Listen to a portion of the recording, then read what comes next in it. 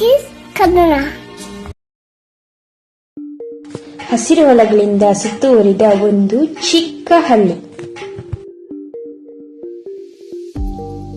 ಹಳ್ಳಿಯ ಮಧ್ಯದಲ್ಲಿ ಒಂದು ದೊಡ್ಡ ಕೆರೆ ಇತ್ತು. ನೀರಿನಲ್ಲಿ ಮಿಂಚುವ ಮೀನುಗಳು, ಕೆರೆಯ ತೀರದಲ್ಲಿ ಕಪ್ಪೆಗಳ ಕೂಗು, ಹಕ್ಕಿಗಳ ಹಾಡು, ಎಲ್ಲೆಡೆ ಜೀವನ ತುಂಬಿದಂತೆ ಕಾಣುತ್ತಿತ್ತು. ಆ ಕೆರೆಯಲ್ಲಿ ಒಂದು ಆಮೆ ವಾಸಿಸುತ್ತಿತ್ತು. ಎಲ್ಲರೂ ಆಕೆಯನ್ನು ಆಮೆ ಅಜ್ಜಿ ಎನ್ನುತ್ತಿದ್ದರು. ಮಕ್ಕಳು ಕೆರೆಯ ಹತ್ತಿರ ಬಂದು ಆಟವಾಡುತ್ತಿದ್ದಾಗ ಆಮೆ ಅಜ್ಜಿ ಹೇಳುತ್ತಿದ್ದಳು, ಮಕ್ಕಳೇ, ನೀವು ನಮ್ಮೆಲ್ಲರ ಜೀವ, ನೀವು ಅದನ್ನು ಕಾಪಾಡಬೇಕು. ಮಕ್ಕಳು ತಲೆ ಆಡಿಸುತ್ತಿದ್ದರು. ಅವರಿಗೆ ನೀರಿನ ಕೊರತೆ ಏನು ಎನ್ನುವುದು ಗೊತ್ತಿರಲಿಲ್ಲ. ಬೇಸಿಗೆ ಕಾಲ ಬಂತು. ಆ ವರ್ಷದ ಬೇಸಿಗೆ ತುಂಬಾ ಇತ್ತು. ದಿನದಿಂದ ದಿನಕ್ಕೆ ಕೆರೆಯ ನೀರು ಕಡಿಮೆಯಾಗುತ್ತಿತ್ತು. ಮೀನುಗಳು ತಲೆಯನ್ನು ನೀರಿನ ಮೇಲೆ ತಂದು ಉಸಿರಾಡಲು ಪ್ರಯತ್ನಿಸುತ್ತಿದ್ದವು.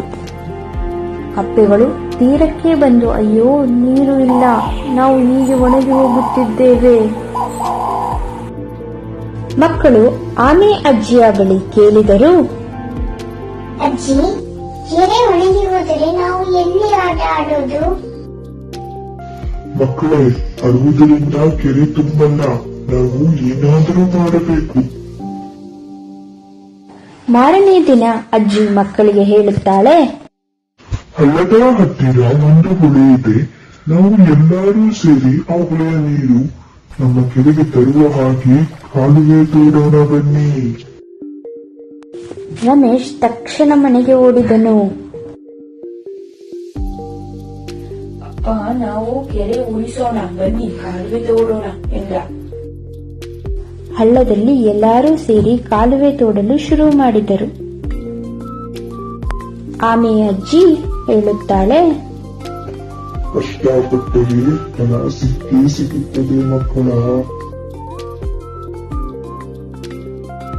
ಮಕ್ಕಳು ಹಾಡು ಹಾಡುತ್ತಾ ಕಾಲುವೆ ತೊಡಗಿದರು.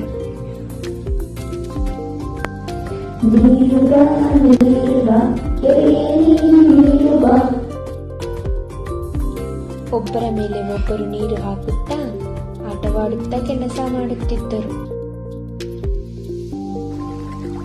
ಕೆಲ ದಿನಗಳ ಕಷ್ಟದ ನಂತರ ಹೊಳೆ ನೀರು ಕಾಲುವೆಯಿಂದ ಹರಿಯಿತು. ನಿಧಾನವಾಗಿ ಕೆರೆ ತುಂಬಿತು. ಮೀನುಗಳು ಜಿಗಿದು ಕುಣಿದವು. ಕಪ್ಪೆಗಳು ಸಂಭ್ರಮದಿಂದ ಕುಣಿದವು. ಅಲ್ಲಿ ಜನರು ಎಲ್ಲರೂ ಖುಷಿಪಟ್ಟರು. ಮಕ್ಕಳ, ಇದು ನಿಮ್ಮ ದುಡಿಮೆ, ನಿಮ್ಮ ಒಗ್ಗಟ್ಟಿನ ಫಲ. ನೆನಪಿಡಿ, ಒಗ್ಗಟ್ಟು ಯಾವಾಗಲೂ ಜೀವನದಲ್ಲಿ ಕಷ್ಟ ಬಂದಾಗ ಅಸಾಧ್ಯದ ಕೆಲಸವೂ ಕೂಡ ಒಗ್ಗಟ್ಟಾಗಿ ಮಾಡುವುದರಿಂದ ಸಾಧ್ಯವಾಗುತ್ತದೆ. Thank you. Please subscribe for more videos.